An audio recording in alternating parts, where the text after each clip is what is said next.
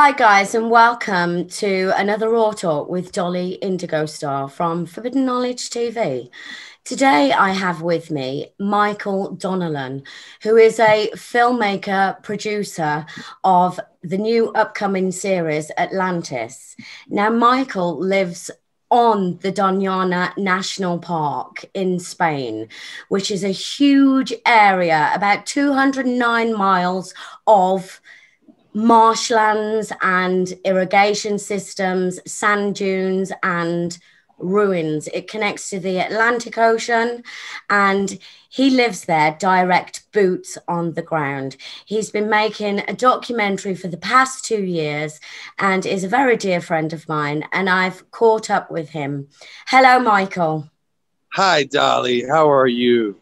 I'm very well, thank you. Always a pleasure to hear from you. Great. Tell us, where are you there?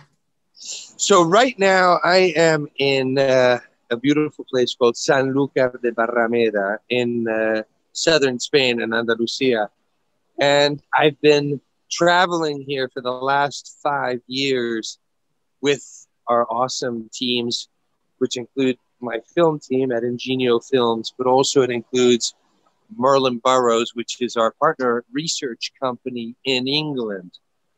And Merlin Burrows has been researching using satellite technologies for 20 years, researching archaeological sites all over the world. And the late Tim Akers, a dear friend of mine and my mentor, who passed away in February, had found over 400 discoveries all over the world. Wow. Using this technique. And when I say this technique, it's a variety of techniques, but essentially it's image processing techniques that allow us to peer under the water and underneath. So what we have is this ability to look under the earth or under the water up to 7 kilometers and find structures.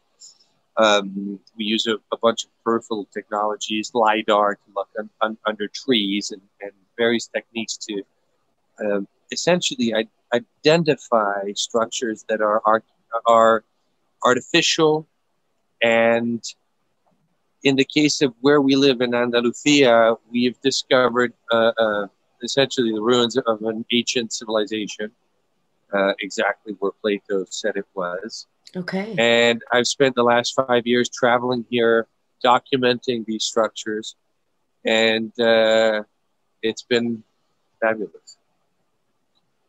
Okay. Tell us a little bit about the series. What's going to be in there, Michael? Give us a little bit of an insight.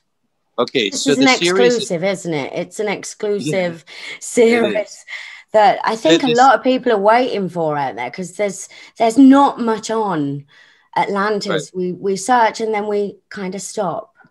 Yes. Okay, so essentially the series is called Atlantica, and it's very specific. What we do is we follow exactly what Plato says about Atlantis. He discovers, he explains, he describes Atlantis in precise detail, telling you exactly where it was, what it looked like, what its most outstanding features were. I'm talking about physical features. We've got obviously the circular islands that he describes, but he describes a harbor wall that's a certain dimension. He describes a famous temple of Poseidon that's a certain dimension, has a certain look. It's covered with metals and ivory. He describes an inland sea. So there's a variety of different physical structures that Plato describes as Atlantis having had. So the series follows his writings verbatim and contrasts them with the structures, the physical structures that we have found here. Physical evidence. Yeah, and I can say without any kind of hesitation that, of course, the challenge with research is that it's research. And so you have to put your due diligence in and make sure that what you're finding is real. And, you know, obviously it's the side of what you hope to find, and what you want to find and what you actually do find. Mm.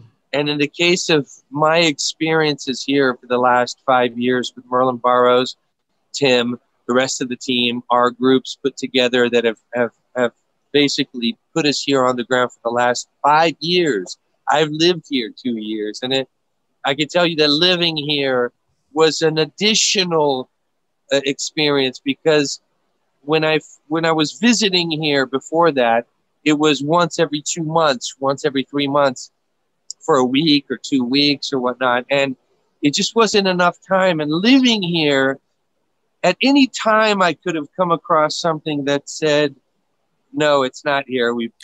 I remember when that manifested for you. I was like, wow. Yeah, Wow. you remember that. I We were having these remember conversations. Yeah, yeah. We were. And we I were was. like, There was a wow. time when I was thinking, excuse my language, foopsie doopsie. Yeah. Did we mess up? You know? Mm. And I'll tell you something. Living here, not only did it re-emphasize how right we are, it is here. It's absolutely here. I've seen things with my eyes. I can't wait to show you guys. This series is the best thing I've ever done in my life. I've had a very long career in filmmaking, and this is the top of all of it. Being able to utilize your abilities to convey a message that has importance to it, and such importance as Atlantis, it's the greatest thing I've ever done.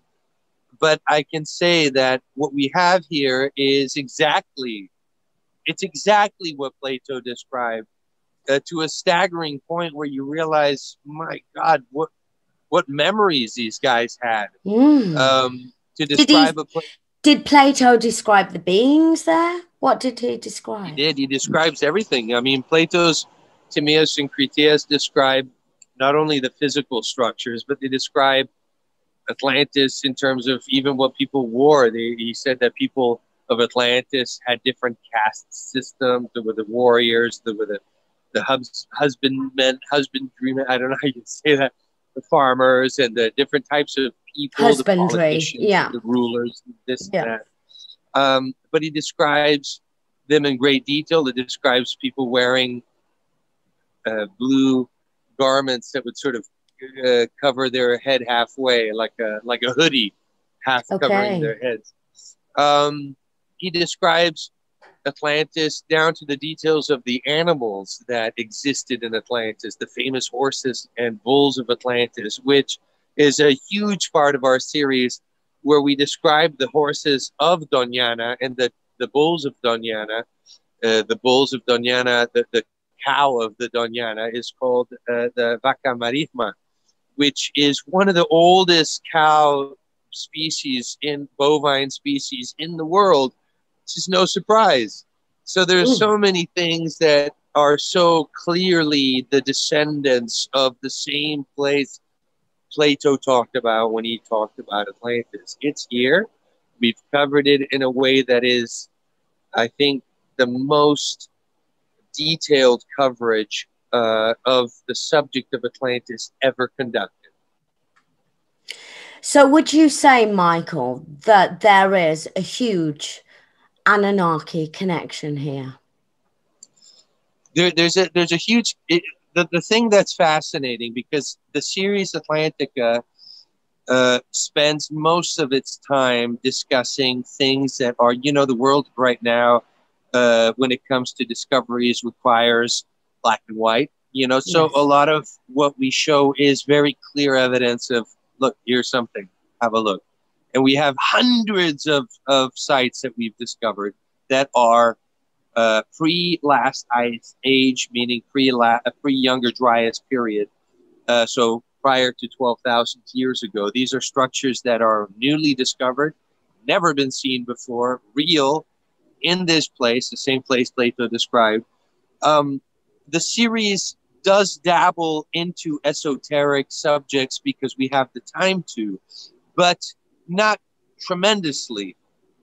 The second, I'll tell you one thing, we're definitely doing a second series and a third series. The first series, Atlantica, focuses primarily on showing very specific sites, showing that this was a real place. It was here. We found it. It's here. the second series really opens up into more discoveries, but showing how it was an international trading empire, Okay. and how it wasn't the only one. There were many more. So when people find sites all over the world, well, that's not surprising, because the whole world, the biggest thing that I think I've gotten out of this experience, I think for me, has been realizing that civilization, I mean trade, I mean humanity, I mean the ability to communicate like we do, the interaction between peoples across the globe, is far older than we've been told. That's plain and simply true. And when you realize that humanity goes so far back, and you peel away these layers of time over the last 10,000 years in the Mediterranean, you start to realize that there were two areas in the Mediterranean that provided an entrance and an exit from and into the Mediterranean. One was here at the gates of Gibraltar, the Pillars of Hercules, and the Nile Delta, which then got blocked up after the cataclysm and then was reopened when they built the Suez Canal. However, in antiquity, the Nile was navigable, so it would have been one of the two entrances into and out of the Mediterranean. And as Plato says, the people of Atlantis held power from the Pillars of Hercules, Iberia, all the way to Egypt. It tells you a lot. And we have to remember that the place was very different. North Africa was very different than it is now. The Muslim invasion of Egypt didn't occur until the 8th century, the Caliphate coming in far longer afterwards. The people of Morocco, for instance, are so diverse. There's so many places in Morocco that have clues of its ancient past.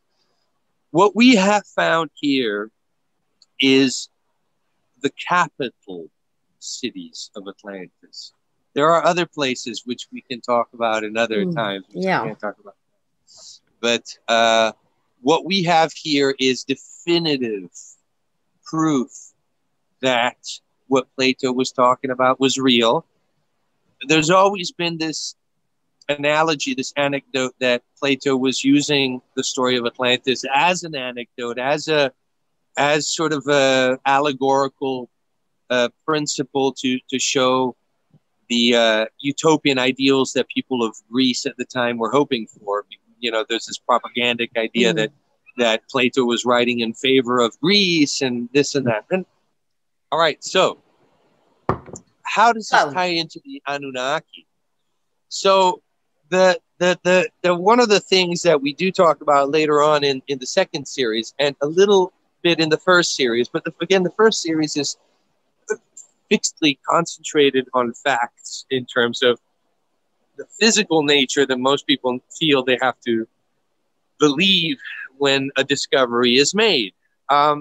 But the wonderful nature of these discoveries is that they open the floodgates to a whole gang of subjects that I think need to be explored. And one of those wonderful subjects is how different the Mediterranean was 12,000 years ago.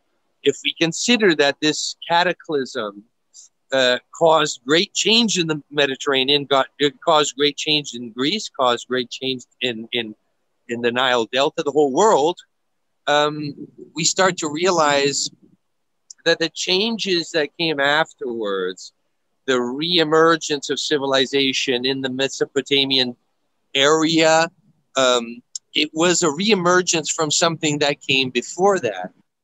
So the thing about the Anunnaki, the thing about, we're talking in this place, people have a general idea that the cradle of civilization is Mesopotamia, is Egypt.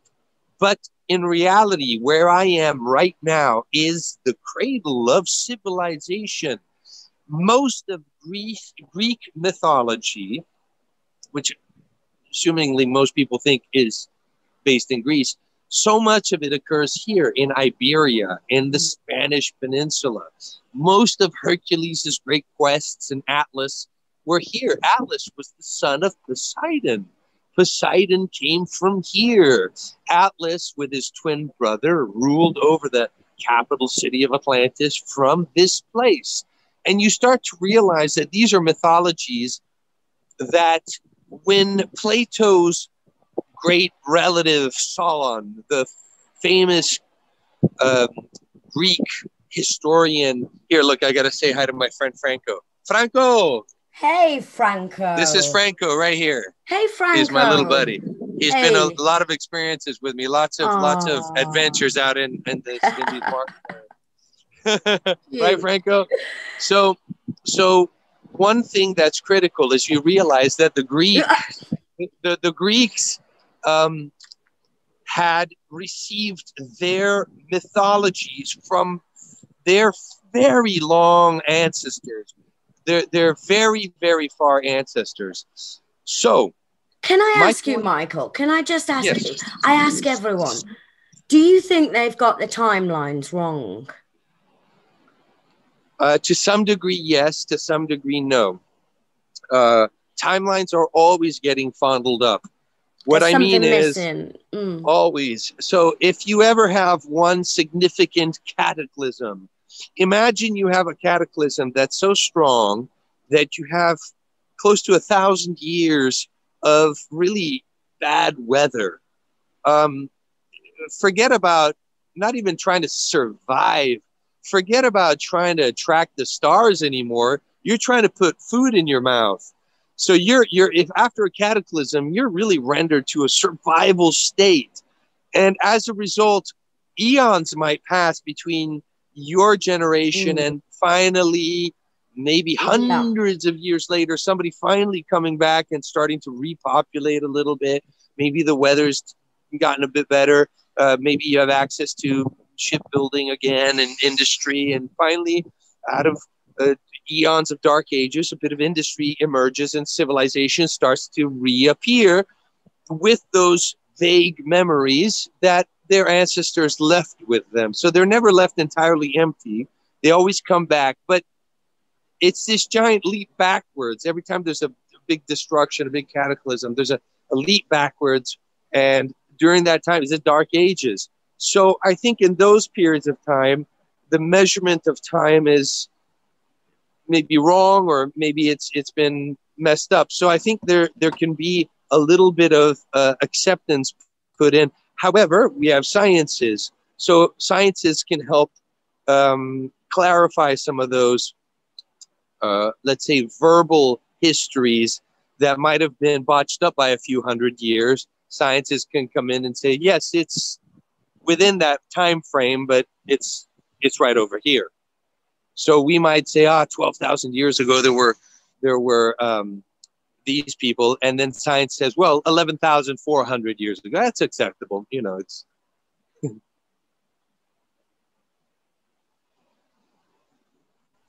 Well, hi there, Dolly. I'm over here at a very interesting little spot, which is a good place to have a look at when it comes to the effects of erosion today, which very strangely have a significant impact on our work. Where I'm standing right now is on a beach, which is not far from my house.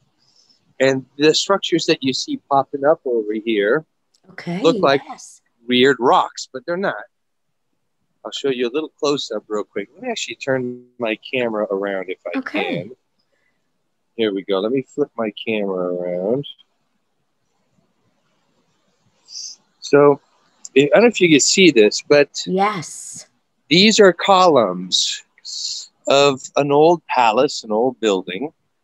And you can see how here there's actually still see the brickwork on a, you see the brickwork? Yes, I can. Okay. And then you can see this one's toppled over. So you can see quite a few of them popping up.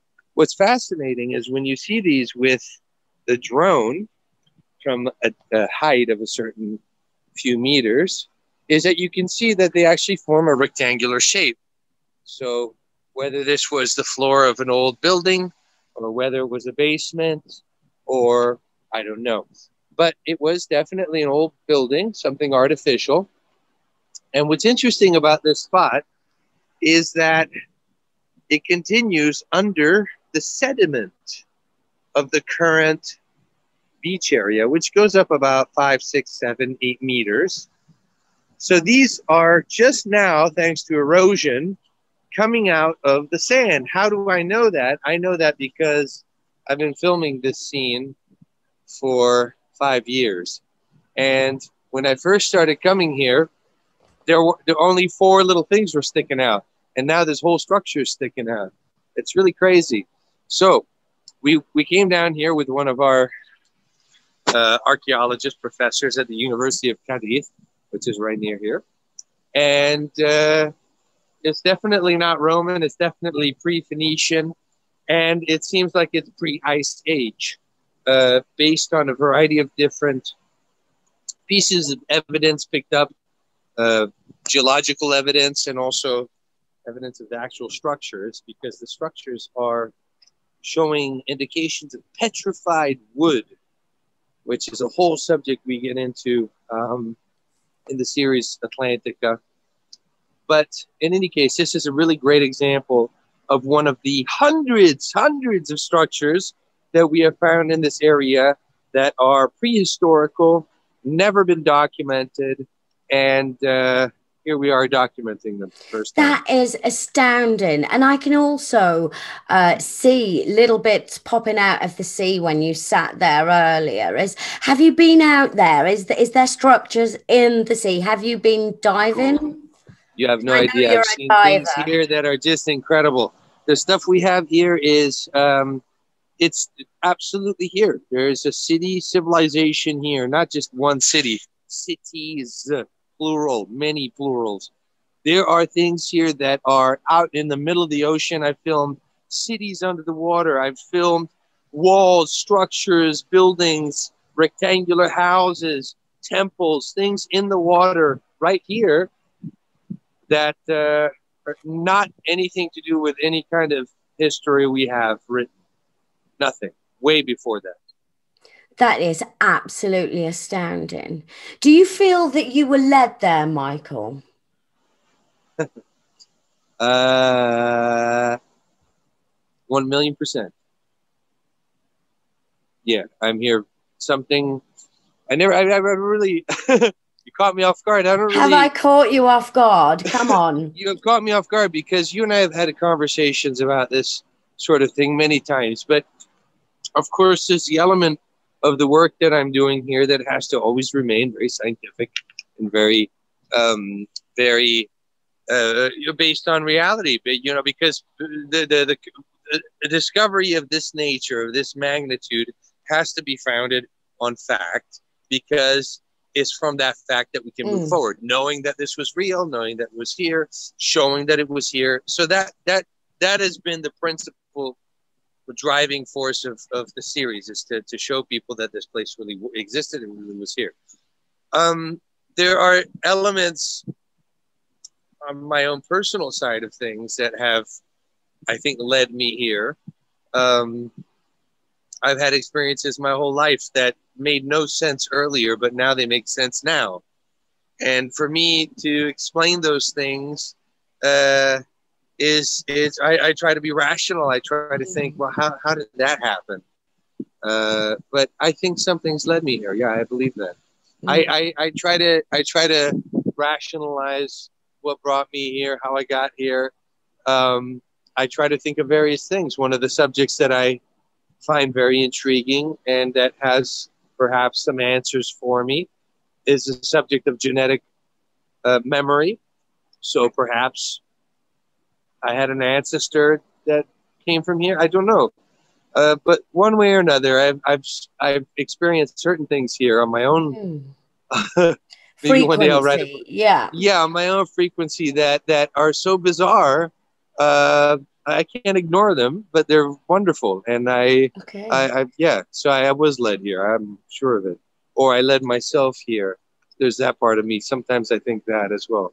I think that I Interesting. brought myself here. Yeah, and is that how you work your research as well? How do you function with your research? No, What no, the research is it's very straightforward. Laboratories, doctors, and professors. scientific and it's Yeah, all yeah. No, I think I let my gut feeling take me on certain. mm, It's happened many times where um, I'm filming something and I almost feel like that place has told me to film it. mm, It's almost like you have Michael, come film me. It's like a model saying, "Ah, shoot me," you know. It's like I really like. Sometimes I go to a certain place and I go, "I got to film this place," mm. and sometimes it's not till after I filmed it that I'm looking at the footage and I see the footage and I think I was meant to film that. I was meant to Mm. film that in that moment. It happens a lot. It's very strange. It's very strange, but it's yeah. It makes me I'm very often I'm conscientious about time and how time functions and how Mm. we're told time functions, but how we really interpret time is very different. And so I sometimes I try to think, well, maybe we're not, maybe our way of interpreting time is not really how time works. Mm. You know, There's a time missing doesn't really exist. loop. Time really doesn't exist. No, it doesn't. So let's talk about the series of Atlantis. When will Yes. this be coming out? When can we expect this?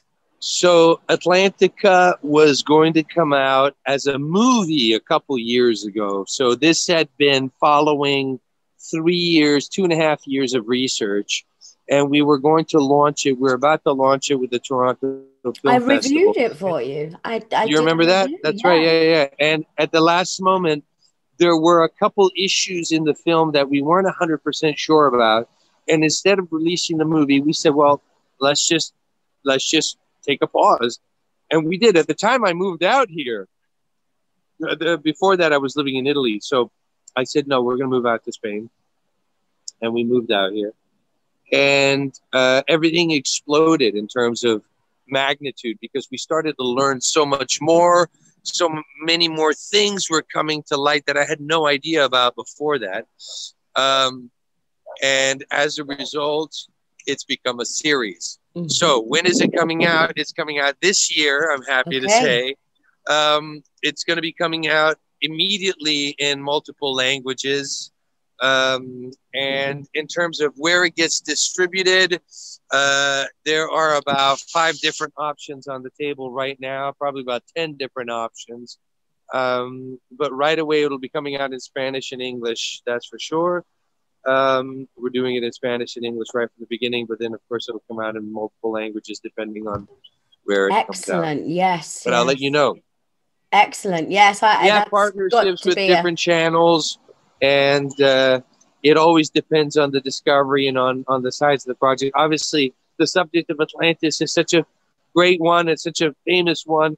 In this case, you know, we'll see where it goes. But yeah. Michael Donnellan, thank you so much for joining me today. It's always a pleasure. I look forward to coming out there and being boots on the ground with you and taking a look. You're going to have a good time. Yes. We'll show you some fun sights. Thank you so much. Thank you, Dollie. It's always a pleasure. Thank you for Forbidden Knowledge TV for your time and wonderful interview. Thank you, honey. You're welcome. Thank you so much. Thanks, Thomas. Thanks, Dollie.